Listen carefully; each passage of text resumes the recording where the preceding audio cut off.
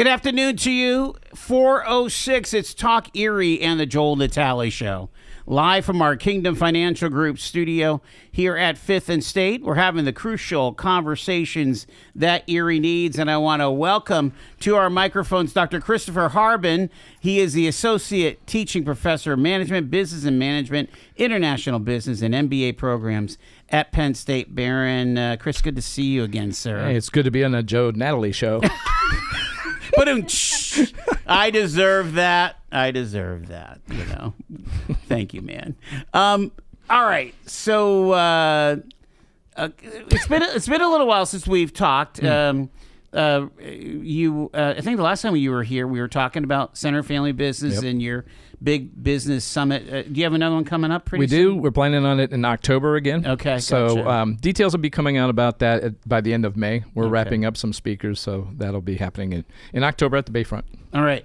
This is the last week of May. Are your undergrads all in finals this week? They are panicking right now. They are sweating. They're not sleeping. They're calling me. They're emailing. Yes. So this is finals week. And then the master's degree programs probably all have to get their final projects in, right? Yep. They have their stuff papers due probably Friday night, because we want to get the grades to them as soon as possible. Right. All right. So, Behrend obviously is one of the larger campuses of the Penn State system, but nobody is immune to what's going on in higher education. So let's get a little background on you. What was your first year as an instructor or as a grad assistant, wherever, when did you first step in on that side of the podium in higher ed? Yeah, that's interesting. I was working on my MBA. As soon as I was done with my MBA, I started adjunct teaching, which was part-time professor role, and I did that at Tiffin University in Heidelberg. So I did that for a few years at Defiance. How long ago was that? Probably 14, 15 years ago. Okay.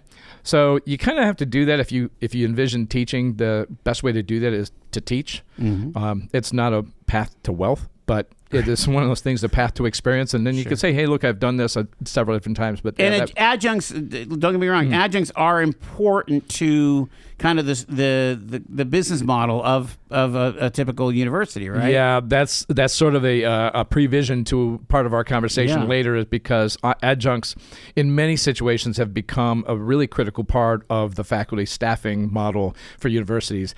Adjuncts bring something to the table that a lot of full-time faculties often don't. A lot of times adjuncts are sought after because they have worked in the real world. They are former CEOs, they're former accountants, they're former lawyers, and they bring a wealth of experience. So there's a lot of value in an adjunct coming into the classroom, and they've been used quite a bit. Absolutely. All right.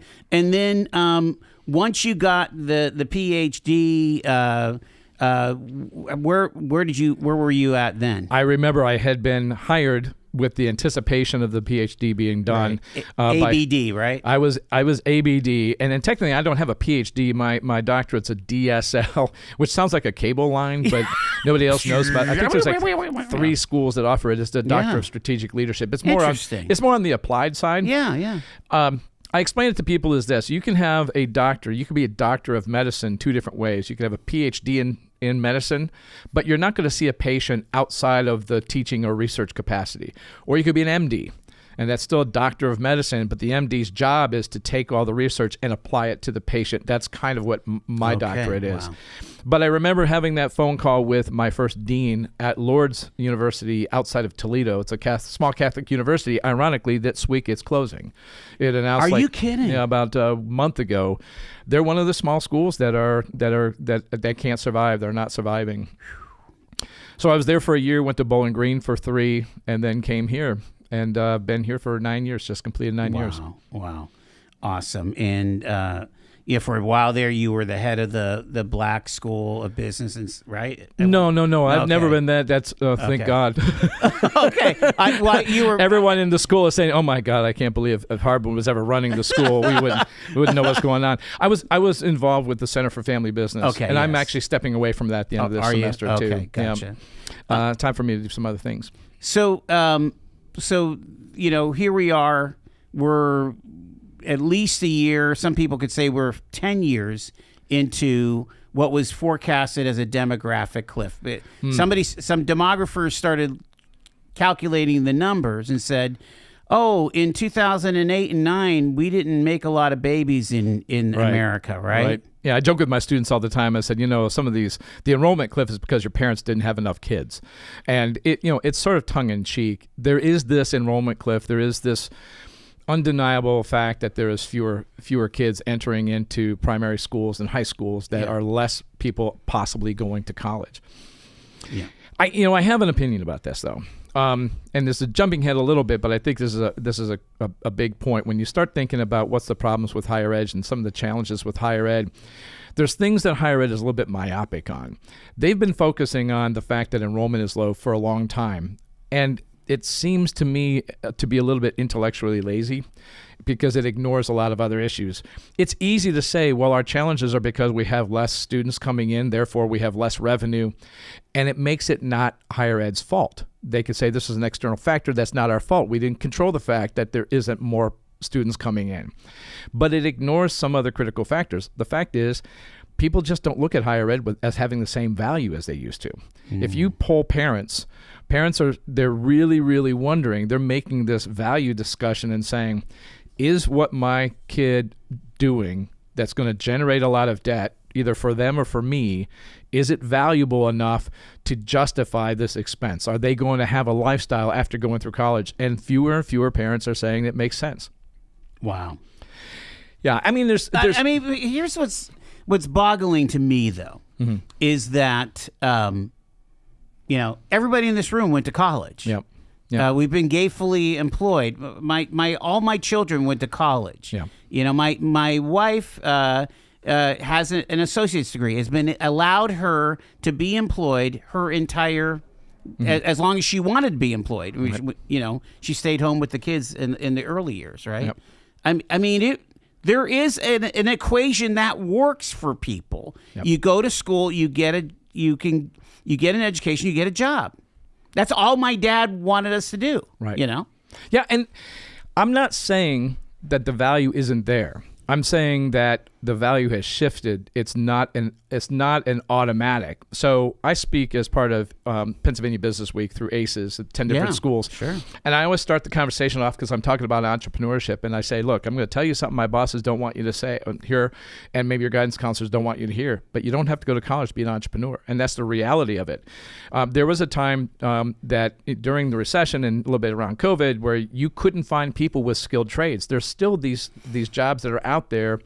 And I think that there has been a preeminent kind of culture within the higher education, around high school, where the anticipation and the expectation is much like your dad said, you must go to college. If you don't go to college, you're a failure. I'm not so sure that many people believe that, or as many people believe that as in the past. So it's not just the enrollment cliff. It's that we've done a really poor job communicating our value to people. And we think, well, we just have to do a better job to get more of the smaller pie. There's a smaller pie, and the small pie is the problem. Well, I don't think it's just that. There's the other side of this of saying, that higher ed has a very, very good, how would you call it in business, a funnel, a pathway to getting young people to their establishments.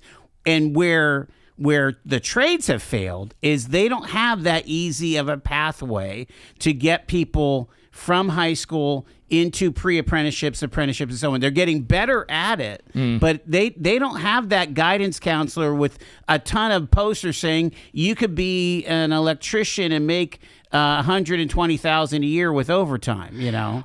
That's not necessarily the trade's fault. So part of the problem, like I come from Ohio, and a lot of the high schools, a lot of school systems in Ohio, part of the way that they were judged was how many of your graduates went to college. That's true. And so they are able to say, hey, look, we have 95% of our graduating class going to college, or 90%, but they really downplay how many people are going directly into the trades. Once you go out to the trades, I have several friends that own electrical shops and big HVAC systems, and they do their own training. And you can go out there as a as a high school graduate, make $40,000-$50,000 as a trainee, and be graduating with making $80,000 without a college degree. Now, again, I'm a professor. I don't want to sit here and say nobody should go to college.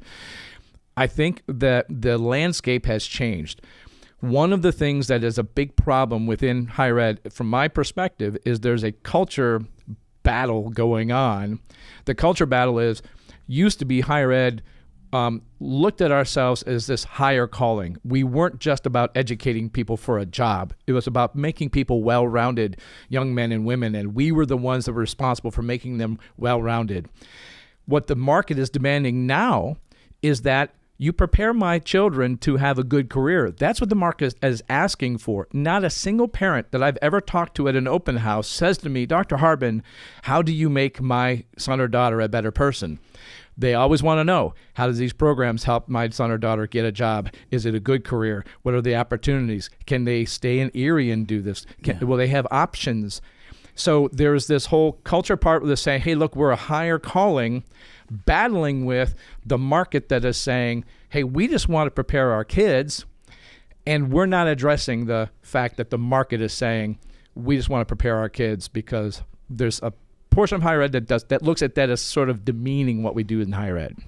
I talk to a lot of college presidents, though, and I that's what I'm hearing is this kind of mashup of, yes, the core competencies, from a liberal arts education, and the pragmatism of skills training and building your skill set and so on. Well, I think I think we're having that conversation, what you're saying there. Now, yeah, we are, because we're at this critical juncture. If we don't, we die. I mean, we're seeing every day more and more schools are dropping and just stopping.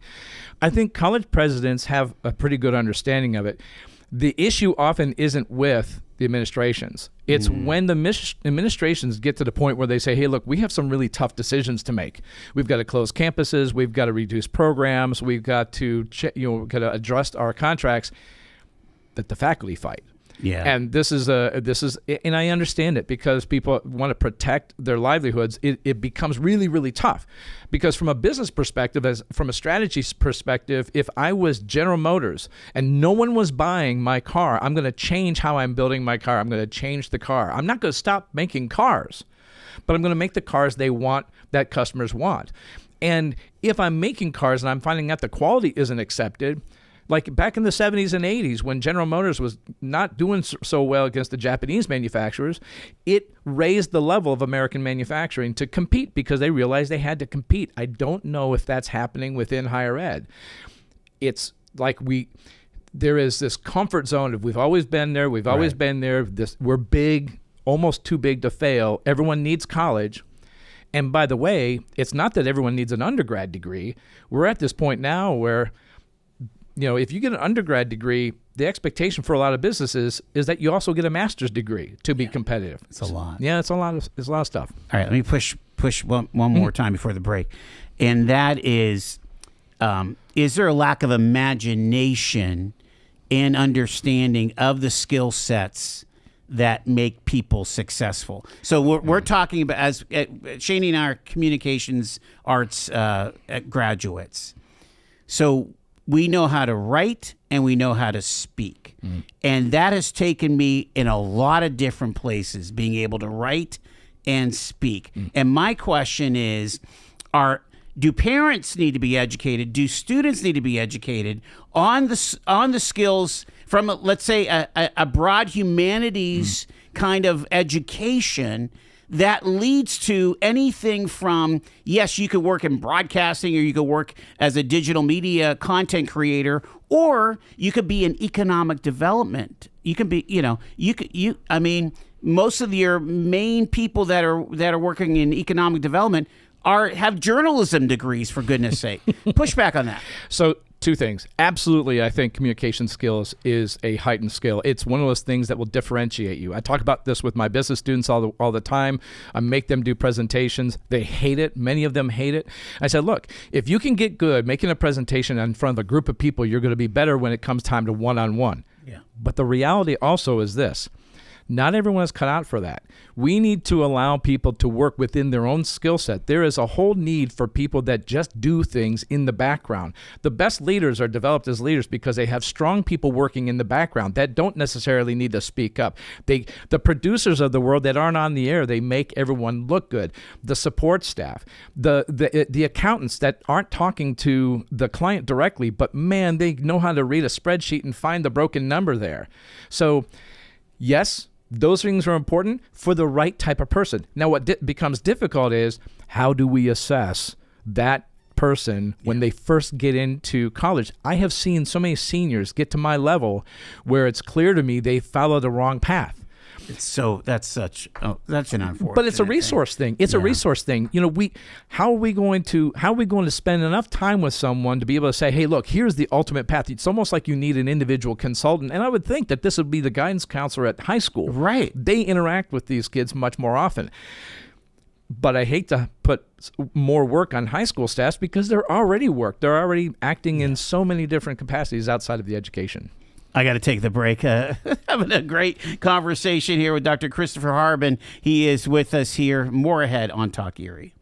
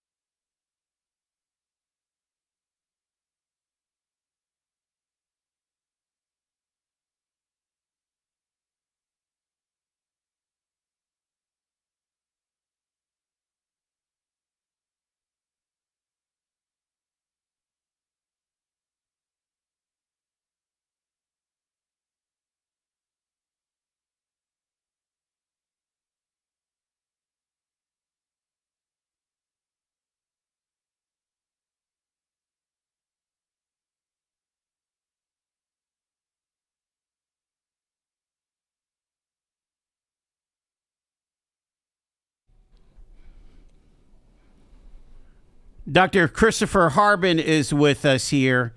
I guess I've kind of buried the lead here, Chris, because you came to talk about kind of a growing rumbling at Pennsylvania State University about unionizing the professors. So what has been the background of collective bargaining for Penn State up until this point? Is anybody under a union contract? I think some of the maintenance staff is. Okay, yeah. So there are unions as part of Penn State. As I understand it, this has been a discussion for quite some time, and it got some momentum over the last couple of years because, as you can imagine, sort of like what we talked about before, there was some hard decisions that had to be made. There was the announcement that 7 campuses are going to be closing.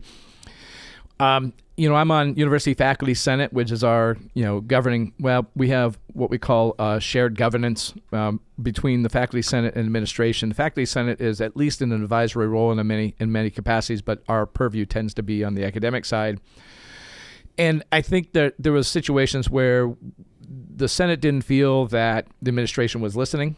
And there has been a degrading level of trust. And I think that's a fair statement to make, is that there's been a degrading level of trust about the administration. And when the announcements for the closing campuses came, and then there's been pretty overwhelming reduction of staff. So many of us are working with fewer staff. And this is to tell you. You're talking about graduate assistantships? No, I mean, at least at Behrend, we don't have a whole lot of those. Okay. And we try not to leverage the graduate assistants as really focused workers. There's things that they do. Of course, they're there, but I'm talking about regular staff, people that are administrative assistant roles, department manager roles. And I'm not talking about academic department managers, but we are running with fewer of those. And you realize how critically important it is to the running of the organization. If I translate this to the real world, and in which I don't think higher ed is real world at all. But if I'm working with a company and I see that they're trying to cut costs by laying off the people that are supporting the leadership, supporting the staff, the people that are doing the everyday labor, then the efficiency goes down and it affects morale. And all these things have happened. So that's sort of the background of it. And I think it finally came to a head, and there's people that said, look, we think the union is going to be what's needed. That's the discussion right now. And, is there any talk about a vote soon? Or we are in the middle of the vote now. In fact, the vote closes on Wednesday. So everyone already has their ballot. Now, so this is a bigger deal than people make it out to be. It's not just, hey, let's vote for a union or not, because there's so many things you have to think about. What's the bargaining unit? Who's going to be represented by this union? And it's interesting to me, and this is one of my concerns that I think more and more of my colleagues ought to be talking about, is the bargaining unit includes not all faculty, full-time, part-time, non-tenure track, tenure track, or tenure line and non-tenure line, graduate faculty, non-graduate faculty, adjuncts. All of that's in one group. And what that means is the one contract is going to cover all those people. And I've talked to people that say, well, that's a good thing because you all have, that group has the same concerns. I'm not so sure they do. So, for example, someone who is tenure line faculty, and for your listeners out there that need a clarification, because like I said, higher ed is a little bit complicated. When you're talking about faculty roles that are full-time, there tends to be two tracks. One is tenure line, and those are faculty that really have a high level of focus on research. Their classroom requirements are less. They might teach 2 classes a semester because they're encouraged to produce research, and the university benefits from those research. Now, that benefit depends on which department. For certainly our science department and engineering, they benefit more, but they are focused on research, and they earn the rank of tenure in order to allow them that academic freedom, so that the university isn't saying, well, we didn't like that research. The university doesn't have a say. We don't like the results of that research. This allows that group. Now, that group is really focused on research. Non-tenure line, people like me, we're more the application people. We're about applying the research to the real world, everyday use. And I think it's symbiotic. Our accrediting agencies are recognizing that those two groups are very necessary for each other, but we also have divergent focuses, right? We have divergent concerns, and I'm wondering, can one bargaining unit really effectively work for both? And then adjuncts, they're part-time. Yeah. So you'd almost need people to represent all 3 groups, if there's maybe even more. Just to be clear, are we talking about a bargaining unit from all across the entire Pennsylvania State University? That's the next level. So the next level is we have 20 campuses at this point. We're not slated to close those other 7 campuses for another 2 years. The one bargaining unit covers all of it. So if you're at Harrisburg, if you're at Du Bois, you're at Behrend, all of it. All right. We're talking to Dr. Christopher Harben here. We've got to take our break. It's Talk Erie and the Joel Natale Show.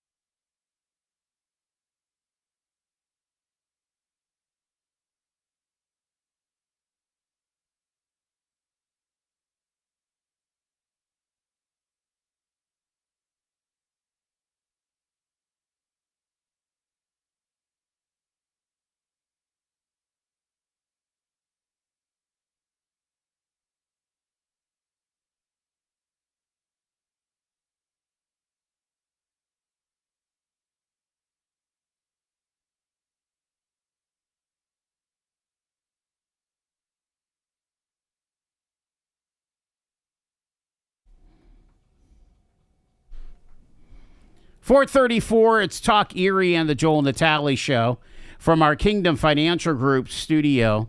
Dr. Christopher Harben is with us. He is an associate teaching professor of management, business and management, international business, and the MBA programs at Penn State Behrend. People still getting MBAs? They are. And I kind of hinted at this right before the break, was that there's almost an expectation, particularly in the business school, there's almost an expectation that you need to have your MBA to be competitive, to be able to be promotable. So finance, management, what are some of the other key areas where an MBA would come in play? Marketing, people will still do that because think about this. The MBA is a Master's of Business Administration. It's pretty broad. You can get specializations in it. But if you're a marketing major undergrad and you have an MBA after that, that opens your pathway a little bit more. And even if you stay in marketing for the rest of your life, it's always better to be a marketing advisor when you can speak the language and understand the broader perspectives of the business. So all of them are supported. I used to teach in an MBA program where I had nurses in it. And They chose, absolutely. Yeah, they chose an MBA over an MHA, a Master's of Healthcare Administration, because they aspired to be more involved in the business aspect of the hospital, and it was wonderful. They enjoyed it. Yeah, I mean, when I was washing walls and cleaning floors in the OR at St. Vincent's, our OR was run by a nurse, and so you would want somebody with the kind of chops of management. And when you run into someone that doesn't have that, so my first consulting client was a hospital, a small hospital system in Ohio, where the VP of Ancillary Services, that sounds very broad, was this lovely former nurse. Well, she still had her license, but she was an older nurse, lovely lady, probably was a wonderful nurse. Somehow got into this position where it was overwhelming. And part of it was she's had an awful CEO that was just not a nice person. And her job description was like she had 17 people reporting, 17 different departments. That's insane. Yeah. But it's even more difficult to deal with if you don't have any kind of business background to back it up. She was promoted because she was a good nurse. That's like saying, okay, you're a good nurse, so we're going to promote you to be CEO. Without kind of a training. Peter principle kind of scenario. Well, yeah, maybe. Promoting to your incompetency. Let's get back to the unionization thing. And it concerns me that there's been trust eroding between the faculty at Penn State and administration. And is that what needs to be worked on first in the middle of this conversation? Yeah, I wish I could turn back time, because I would advise the administration that there's an opportunity to help fix this without the union coming in. I don't know if that's possible now, because right now it's almost as if the administration says, look, we've got to make these tough decisions. So it's a pull the Band-Aid off, or rip the Band-Aid off right now, make the decisions that we think are going to be the right decisions, or pull it off slowly. I just had a discussion today with a colleague, and it could be looked at either way. Hey, give us a year, give us some time to contemplate this. The reality of it is there's going to be pain when these decisions are made either way. My concern is, with your question, once the union's in place, it doesn't matter if there's trust anymore, because now you have a codified adversarial relationship. Now it's like, okay, if you have a good relationship with the president from faculty senate, that's not going to matter. What's going to matter is what's in the contract. Because if it's not in the contract, what's the incentive to do things outside the contract? And it's going to say, okay, if I'm the administration, you're asking me to do something that's not in the contract, what are you going to give me for it? Let's reopen negotiations. Yeah. And in many ways, it makes it easier for administration to do the things that faculty are complaining about, like closing campuses, reducing numbers of employees, because contracts don't protect that. Right. Yeah, I mean, you would think, and I always use the joke of the suede elbow patches. I mean, this is this is supposed to be rarefied air of intellectuals communicating to each other. This is not. This is not a different kind of union scenario. It makes me wonder if, as you look at the union situation with the Pashy schools, isn't that enough of a deterrent? And because it seems like there's a lot of adversarial things going on there. But if you talk to some people, they're going to point out some of the benefits. Temple is union, Pitt is union. I talked to my former employer, Bowling Green. They were union when I was there. And again, you're going to find pros and cons. I'm just not convinced that the thought has been deep enough on anyone's part outside of the group that has been pro-union. They've had many meetings. I just don't know if the discussion has risen to, okay, here's some concerns. How do we deal with this? Because I think those are important things. If this is such a critical decision that once you do it, it's hard to undo. This is not try and you get a 30-day trial on it. The interesting thing about this, in order to put the union in place, you only need a majority of the people who vote. So if only 100 people vote for the whole system, 51 make the decision. But then if you say, okay, you have a year waiting period. So nothing really happens for the first year. You have this built-in cooling off period so that people can get collected. How are we going to do this? And if we get to the point where we're saying, maybe this wasn't a good idea, now you have to have a majority. And this goes to what you were talking about in terms of, does the bargaining unit cover all the campuses? My time on the University Faculty Senate, I have been really, really focused on protecting Commonwealth campuses. I work at a Commonwealth campus. I work at what I consider a premier Commonwealth campus. And I believe in the Commonwealth campuses. I believe, frankly, in the broader value of smaller schools like Gannon, like Mercyhurst, like Behrend. I think we bring something specific to the table. You asked about, is there an awareness of what companies want? I think these small schools that are embedded in these communities like that probably know better than University Park does. We're much closer to people like Erie Insurance. We're much closer to Plastech and all the companies around here. We have better relationships with them. We go to church with these leaders. It is a real community. But our community is at risk because when it comes to voting on the contract, 6,000 full-time faculty at Penn State, 3,600 reside at University Park. So what strength does the Commonwealth campuses have? Do we actually put ourselves in a more diminished role in this if it gets to a point where things that University Park wants, their faculty wants, because they have a completely different perspective? And I'm not dismissing them. They bring a different dimension to the strategic output of Penn State. It's wonderful having University Park in our portfolio, but we should consider them a part of the portfolio co-equal to the Commonwealth campuses. But the structure has not been claimed. I have no idea how the negotiation team is going to be made up, who's going to represent everybody. Are we going to have people from each faculty line? Are we going to have a representative from adjunct and from non-tenure line and from faculty of tenure line from each campus, from each school? When you start thinking like this, I haven't gotten any answers from the union rep that hangs out at school all the time. He says, well, it's not a perfect system. Okay, so why do we jump from a non-perfect system to another non-perfect system? Show me where the advantage is. And that's the questions I haven't gotten. So right now, where you sit, are you a no vote? Yes. Here's why. I'm not against the union. I want to buy another year of time. I think that this needs to be done a lot more thoughtfully. Again, the amount of information out there that needs to be considered, I would love to be able to see a broader task force put into place to see what can we do to strengthen Faculty Senate? What does this look like afterwards?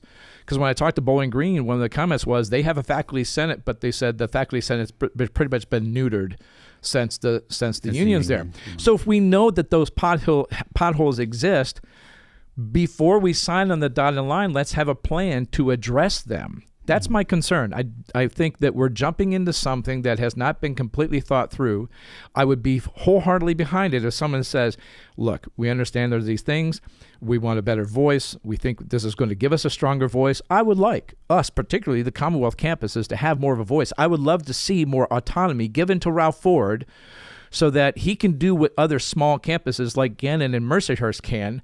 They could be very reactionary. They could pivot. They can address needs quicker than we can because we have to deal with the mothership. Yeah.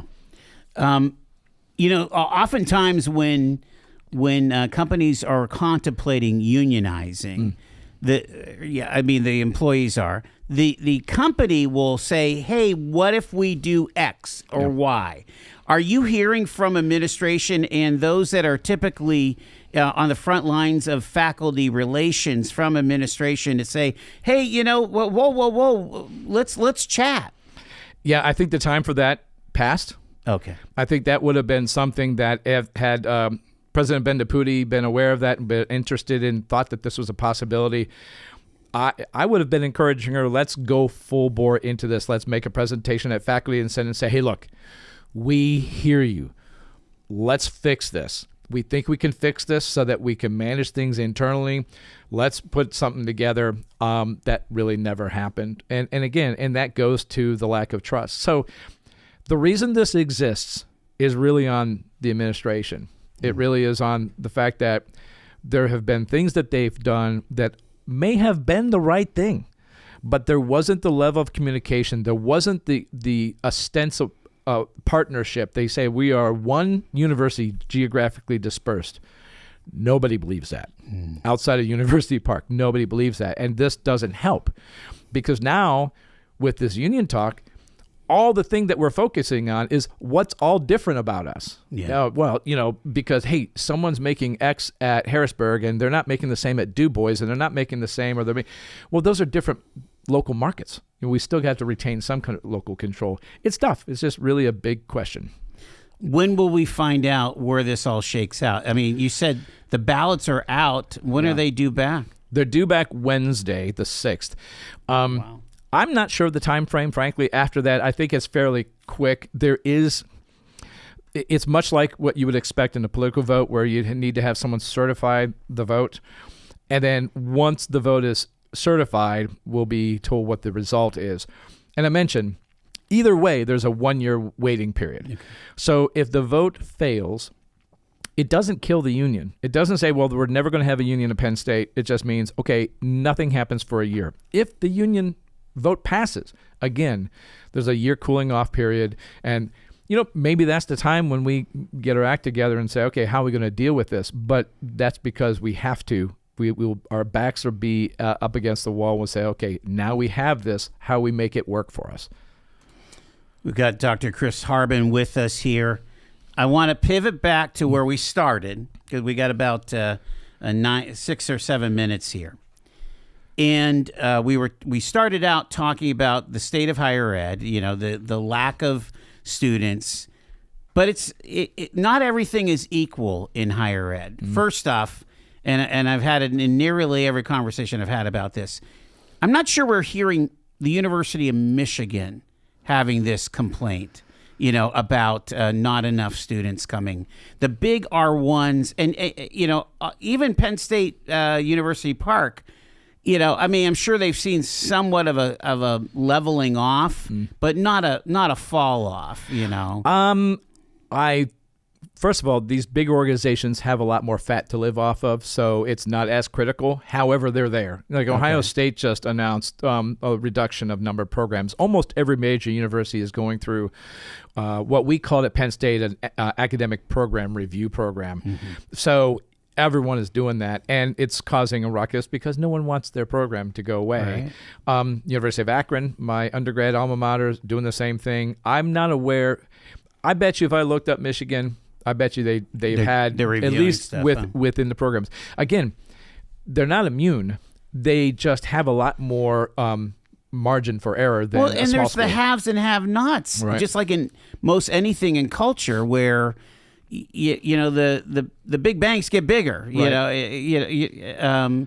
But here's the other thought that I have that is a worrisome thought for us up here in the Northeast is it seems that the South schools, Alabama and Georgia and Ole Miss. I'm not again. Those are magnets in the Southeast. That's where kids want to go to school. UCF, USF. And so how does Pennsylvania and New York? Let's talk about the SUNY system, or talk about small private schools like a St. Bonaventure, which is not that small. But there's a Siena in Albany. How do these guys get along? Well, that's a broad question, and I'm going to tap into my strategy background. Yes. It's not any different than businesses. Like, for example, I can talk about Apple as being this huge behemoth in tech, but that doesn't mean that there's small tech companies that aren't surviving. Those small tech companies that are surviving aren't going after Apple. They're finding their niche, right? So what needs to happen, and no one's asked me, but what needs to happen is especially these smaller schools need to figure out what do they do well and do that well thing only. I worked as an adjunct at a couple small schools, and for a long time, the necessary reaction from any school if they saw their enrollment go down is to create a new program. Well, we must be creating the wrong program. Oh, wow. It may be time for retraction. So you have a school that has a wonderful nursing program, focus on nursing and a couple other things, and then let other programs go away. We have an overabundance of supply. And this is another thing that no one wants to talk about. We have an overabundance of supply. So right now the market is going to correct that, and it's going to be painful. But those small schools that are going to survive are going to find a niche where they can be strong at and focus on that and say, look, come to us because you get to hang out with your professors. You know where your professors go. You're going to get high quality education in one or two or three things. We're not going to dilute things so that we're trying to spend money where we're not getting revenue. Now, the challenge for that is how do you provide the gen ed credits? Right. So you almost have to restructure it. So, okay, I have a certain group of faculty that are going to be teaching gen eds. They might have to teach across different disciplines. I don't know that answer, but I've been thinking about it a lot, and I think that's one of the issues. But again, I expect to be some retraction. I heard a comment the other day that some of these small schools, none of them had significant research programs. And that was almost implied that was causal. And I don't think that correlation was causal. I think that you look at the size of the school and they're allocating what their funds are, and the resources just weren't there to support a research program. I don't think they failed because they didn't have research program. They failed because they didn't have any money. Yeah. And they couldn't produce that money. And what schools have been trying to do for a long time is discount and bring the price down so we can attract more students. So the average discounting rate is like 56%. Some of these schools that failed have a 75% discount rate. And what that means is you still pay full tuition, but we give you back 56 to 75% of it in terms of a grant from the school. So that your net cost is low. Well, these schools can't eat that anymore. They don't have the endowments, they don't have the donors. It's a bigger issue that we need to get real serious about. Do the feds and the states enter into some of the blame here as far as allowing kind of unlimited direct loans or or subsidized loans and so on, and also again, with good intentions there's Pell Grants and things like that, right, but not necessarily not every kid should go to college. They're not ready. And that's not an indictment of those kids that don't go to college. For too long, we've made this judgment on those kids that decided not to go to college. Yeah. My son looked at both Behrend and University Park, decided to go into the military. Mm-hmm. And it was the right choice for him. He knew that this wasn't for him. He made a good choice. We support him in doing that. And a lot of people do that. What you're talking about, these loans, it made it too easy for any student to get in, and it also pushed prices up. So when you make money supply plentiful, you make it easy to get the loans for students to go. There's no incentive necessarily for a university to say, man, we really need to step up our game because it's getting competitive. We have to provide a better product. Oh, no, we got loans everywhere. Students, all we have to do is be cheaper. It's like Walmart competing with Rolex. So amazing. Well, again, this is one of those topics that is extremely important. People need to understand this is not just heady, eggheads communicating. This is major economic drivers in, like you say, all those communities where there's a Commonwealth campus. They are hugely important to the quality of life at each of those Du Bois and Altoona and Erie and so on. Those Commonwealth campuses are Penn State to those communities. Yes. They are Penn State. pretty remarkable. Dr. Christopher Harben, he is the Associate Teaching Professor of Management, Business and Management, International Business, and MBA programs at Penn State Behrend, leaning into all that skill set on this conversation. Thanks so much, Chris. Appreciate it. Thanks, Joel. You got it here. It is 5 minutes in front of 5 o'clock. Talk Erie.